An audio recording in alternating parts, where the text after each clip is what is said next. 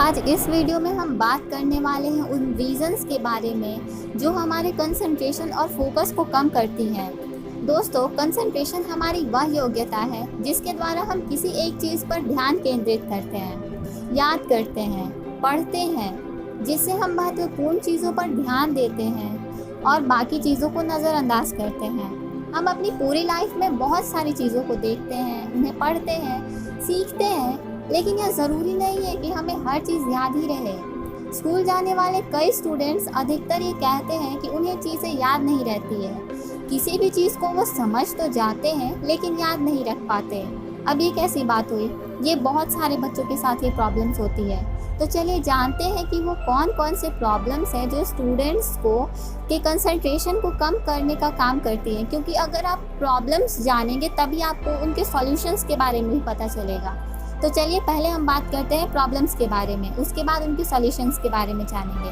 तो सबसे पहला प्रॉब्लम है हमारा इन्वायरमेंट, यानी कि हमारा वातावरण।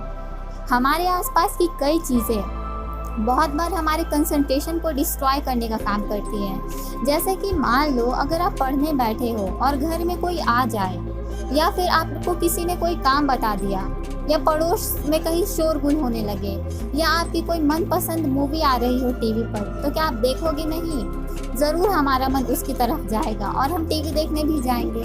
तो ये कुछ ऐसे सिचुएशंस होते हैं जो कि हमारे कंट्रोल में नहीं होते हैं, जिन्हें हम कंट्रोल कर ही नहीं पाते हैं। तो इन पर हमें काबू करने की बहुत ज़रूरत है, क्योंकि ये एक बहुत इम्पॉर्टेंट रोल प्ले करते हैं हमारे कंसंट्रेशन को डिक्रीज़ करने में। दूसरा पॉइंट है कम नींद लेना या फिर नींद का पूरा ना होना। कम नींद लेना भी हमारे मन को कंसंट्रेट करने में परेशानी पैदा कर सकता है। आज के समय में टेक्नोलॉजी इतनी बढ़ गई है कि लगभग हर व्यक्ति के पास अपना एक फ़ोन है। स्टूडेंट्स कई बार रात में जागकर खुद को टीवी या फ़ोन में बिजी रखते हैं और उसे देखने के बाद भी उनके मन में एक उत्साह बना रहता है, जिसकी वजह से उन्हें नींद आने में लगभग 30 से 40 मिनट का समय और लग जाता है। अगर आप रात में कम सोओगे तो दिन में आपको नींद आएगी ही आएगी और पढ़ाई में ध्यान बिल्कुल भी नहीं लग पाएगा। इसी तरह स्टूडेंट्स कई बार एग्ज़ाम के समय देर रात तक पढ़ाई करते हैं ये सोचकर कि वो ज़्यादा पढ़ पाएंगे, पर कैसा होता है? बिल्कुल भी नहीं, एकदम ऐसा नहीं होता है। वो नींद की वजह से एग्ज़ाम्स में भी अच्छा परफॉर्म नहीं कर पाते। तीसरा पॉइंट है ठीक से खान पान ना करना। हमारे शरीर और दिमाग को स्वस्थ रखने के लिए हमें संतुलित आहार लेना बहुत ज़रूरी है, और अगर हम सही से खाना ना खाएं तो हमें कमज़ोरी महसूस होगी और थकान की वजह से हम किसी भी काम पर कंसंट्रेट नहीं कर पाएंगे और चीज़ों को समझने और याद करने में समस्या होगी। चौथा पॉइंट है थकान। हमारे जीवन में पढ़ाई के अलावा भी कई सारे काम होते हैं जो हमें करने होते हैं, और उन्हें करने की वजह से हम शारीरिक एवं मानसिक रूप से थक जाते हैं और उसकी वजह से मन एकाग्र नहीं रह पाता है। इसके अलावा भी कई भावनात्मक तनाव होते हैं जिसकी वजह से हमारा मन एकाग्र नहीं हो पाता।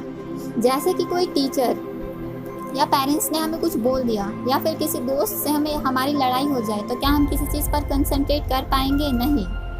पांचवा पॉइंट बहुत इंपॉर्टेंट है जो कि हर किसी के साथ होता है, वो है ओवर थिंकिंग। दोस्तों, ओवर थिंकिंग एक ऐसी चीज़ है जो स्वस्थ इंसान को भी बीमार कर सकती है। बहुत से लोग होते हैं जो किसी भी बात को बहुत ही गंभीरता से ले लेते हैं और बहुत ज़्यादा सोचने लगते हैं। इस वजह से इंसान किसी भी काम पर कंसंट्रेट नहीं कर पाता है।